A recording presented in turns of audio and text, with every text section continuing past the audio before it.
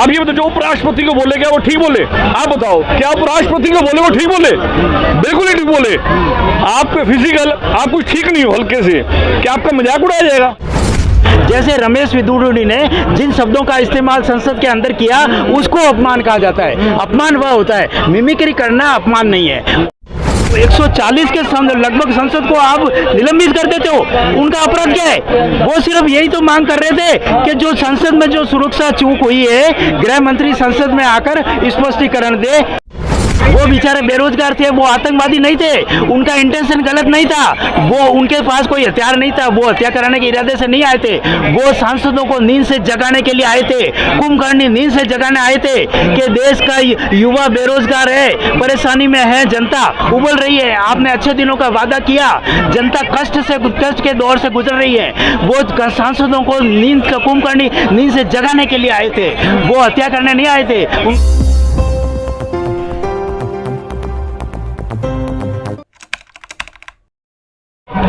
नमस्कार, मैं हूं ओम प्रकाश और आप देख रहे हैं सत्य संवाद। आज हम पहुंच चुके हैं लाल किले पे। हमारे पीछे बहुत सारे एक वक्ता देख सकते हैं। आज सर देश में चल रहा है कि अब सस्पेंशन का मामला हो, 143 सांसदों का सस्पेंशन का मामला है, संसद पे हमला हो जा रहा है, वजह ये बताया जा रहा है, क्या कहना चाहते हैं? देखिए, आप सबसे पहले लोकसभा के सांसद चुने जाते हैं लोगों के द्वारा, और अपनी वहाँ बात रखना सही ढंग से रखना अपनी बात। क्या शोर शराबा, गलत व्यवहार, क्या ये उचित है? कोई गलत तरीके से अंदर आ गया, बहुत गलत है, मिस हैपनिंग भी हो सकती थी। क्या उपराष्ट्रपति को गलत बोलना और ऊपर से गलत व्यवहार बोलना, गलत व्यवहार करना है? किस लिए हमने वोट दिया आपको? किसी पार्टी के सदस्यों को आप खुलेआम जो है सस्पेंड कर दोगे और किसी के खून में उबाल भी नहीं आएगा, ये कैसे सोच? देखिए, वो अपने व्यवहार के कारण बाहर हैं। हाँ, कोई सांसद है जो अंदर भी है। विदुड़ी का नाम सुना है आपने? बिल्कुल, मैं कह रहा हूँ। कौन सा लैंग्वेज का उपयोग किया था बताइए सर? जो भी देखो गलत लैंग्वेज, मैं कह रहा हूँ जो आपने परसों सुना। एक मिनट, मैं आपसे पूछ रहा हूँ कि रमेश विदुड़ी जो है उसका सस्पेंशन क्यों नहीं हुआ? सर क्यों? कईयों का नहीं हुआ, चलो नहीं हुआ, क्यों नहीं हुआ सर? देखो, वो जो कुछ कम बोले, जो बहुत गलत बोले। आप ये बताओ, जो उपराष्ट्रपति को बोले क्या वो ठीक बोले? आप बताओ, क्या उपराष्ट्रपति को बोले वो ठीक बोले? बिल्कुल ही ठीक बोले। आप फिजिकल आप कुछ ठीक नहीं हो हल्के से, क्या आपका मजाक उड़ाया जाएगा? आज मेरी एक टांग खराब है, कोई आप गरीब पद में हो, आपका मजाक उड़ाया जाएगा? आप लोकसभा चुने गए हो। संसद का जो मामला है इस पे क्या ऐसा है कि आज तक मैं ये जानता हूँ, अपने कल्चर में मिमिक्री करना मैंने काफी वर्षों से देखता आया हूँ। मिमिक्री करना किसी का अपमान नहीं होता। मिमिक्री का मतलब यही है कि जो कोई बड़े पद पे है, सेलिब्रिटीज है, उनकी हूबहू उनकी आवाज में अगर कोई कलाकार नकल करता है तो उसको मिमिक्री कहा जाता है। यानी कि अमिताभ बच्चन है, सचिन तेंदुलकर है, बाबा रामदेव है, मुलायम सिंह है, लालू यादव है, जो बड़े बड़े सेलिब्रिटीज हुए, ये जो अपने यहाँ के कॉमेडी कलाकार इनकी मिमिक्री हमेशा से करते आए हैं। तो मिमिक्री करना किसी का अपमान नहीं है। अपमान किसको कहा जाता है? जब कोई व्यक्ति किसी को अपशब्द बोलता है। जैसे रमेश विदुड़ी ने जिन शब्दों का इस्तेमाल संसद के अंदर किया उसको अपमान कहा जाता है। अपमान वह होता है, मिमिक्री करना अपमान नहीं है। और अब दूसरी बात है, मिमिक्री हुई तो मिमिक्री क्यों हुई, इसके पीछे आप कारण जाइए।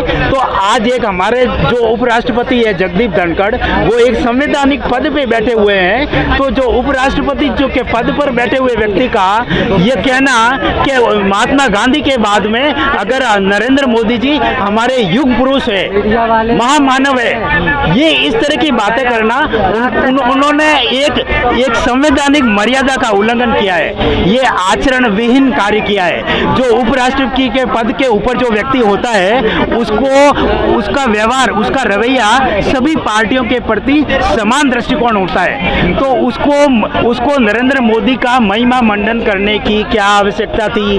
उन्होंने क्यों कहा कि नरेंद्र मोदी युग पुरुष है महात्मा गांधी के बाद में? तो आप महात्मा गांधी की तुलना नरेंद्र मोदी से करना चाहोगे? एक वो राष्ट्रपिता थे जिन्होंने भारत की कंगाली स्थिति देखते हुए अपने सिर्फ एक लंगोटी पे आ गया, वस्त्र का त्याग कर दिया, और आप उस व्यक्ति से तुलना कर रहे हो जो 10 लाख का सूट पहनता है, भाई साहब की तुलना उन्होंने बोल दिया वो युग पुरुष है। ये कह रहे हैं, सुनिए, महात्मा गांधी से तुलना नरेंद्र मोदी की जा सकती है क्या? तो एक मिनट, उन्होंने युग पुरुष कह दिया, हाँ। कह दिया, ठीक है ना, कह दिया, क्या उनका अपमान वो ठीक है? अब ये बताओ, उपराष्ट्रपति का जैसे उन्होंने अभद्र भाषा का प्रयोग भी किया और उनकी एक्टिंग भी करी, क्या वो ठीक है?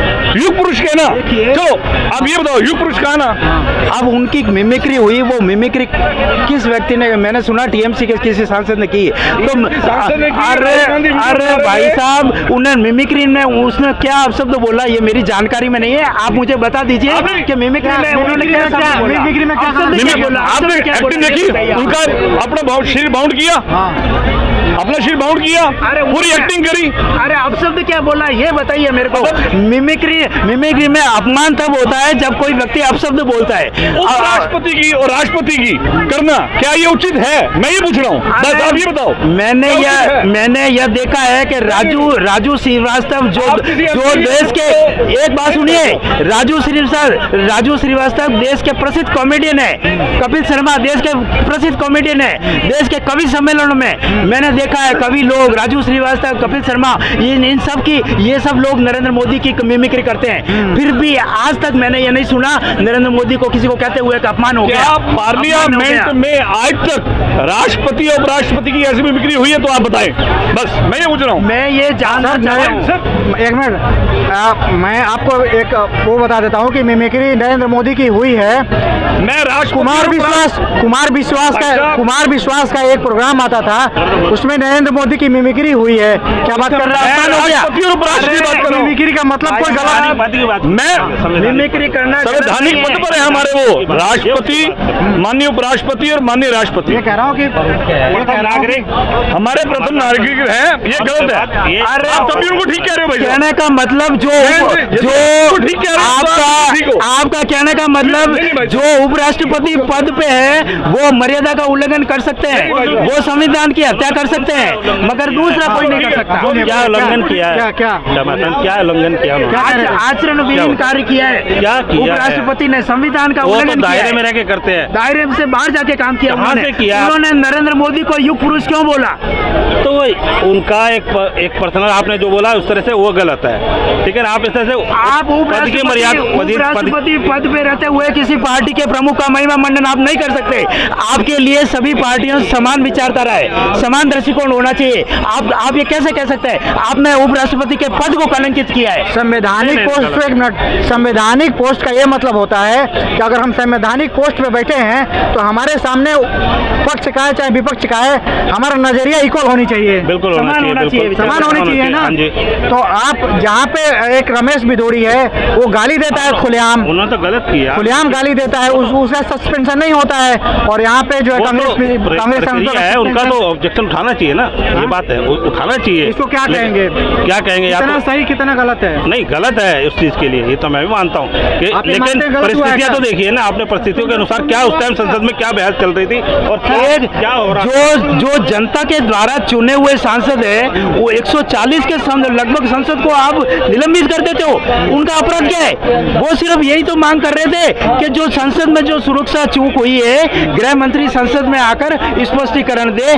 तो उस समय क्या बोलते हैं लोकसभा के स्पीकर कि ये मामूली बात है, ये हमारे अंदर का मामला है, हम लोग निपटा लेंगे, गृह मंत्री को आने की जरूरत नहीं है। एक तरफ तो आप कहते हो ये मामूली बात है, एक तरफ जो अपराधी पकड़े जाते हैं उनके ऊपर आप पता है कौन सी धाराएं लगाते हो?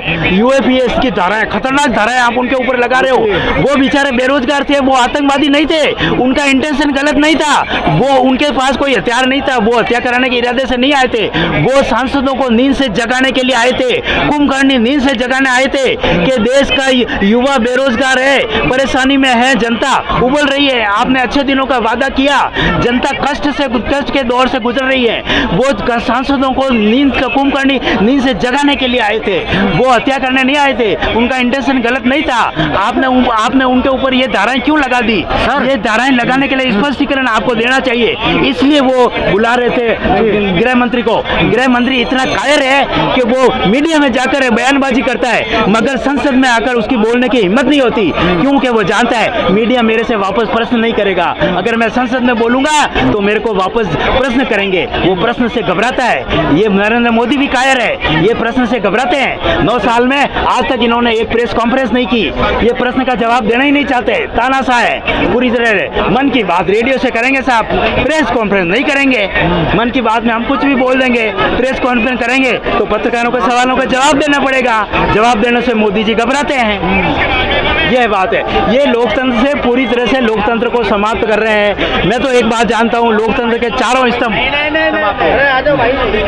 लोकतंत्र के चारों स्तंभ बताए गए हैं, विधायिका, कार्यपालिका, न्यायपालिका और मीडिया, चारों के ऊपर प्रहार किया जा रहा है। चारों स्तंभ को पूरी तरह से लोकतंत्र को समाप्त कर रहे हैं। विधायिका की हालत आपने देख ली, उनको मार्केट बना दिया, सूटकेस से विधायक खरीदे जाते हैं, सरकारें बनाई जाती है। कार्यपालिका की क्या हालत है आप देख ही रहे हैं, ईडी, सीबीआई, इनकम टैक्स, चुनाव आयोग सबको अपना अधीन कर लिया, इनके पक्ष में फैसला देते हैं। चुनाव आयोग तो पूरी तरह से इनका गुलाम बना हुआ है। मोदी जी कहते हैं कि मूर्खों का सरदार, उनके ऊपर कोई कार्रवाई नहीं होती। राहुल गांधी पनौती बोध से कहा भी नहीं है, जनता बोल रही थी, उसने जनता का शब्द का उच्चारण क्या कर दिया, उसके ऊपर नोटिस भेज दिया साहब आपने।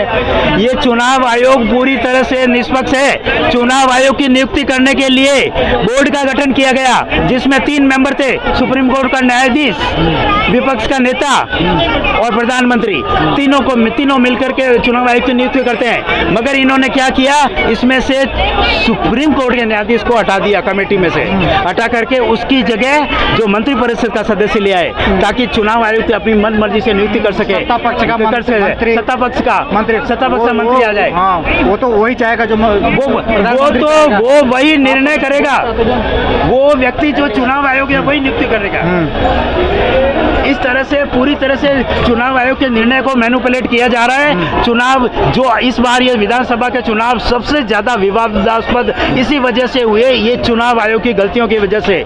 चुनाव आयोग के पोर्टल पे 15,000 से ज्यादा शिकायतें पेंडिंग पड़ी है, मगर फिर भी निर्णय इन्होंने घोषित कर दिया। ये चुनाव आयोग बिल्कुल पूरी तरह से निकम्मा है, किसी भी काम का नहीं है। ये चुनाव आयोग अगर लोकसभा चुनाव में भी रहा तो विपक्ष की हार पक्की है, नरेंद्र मोदी आराम से जीत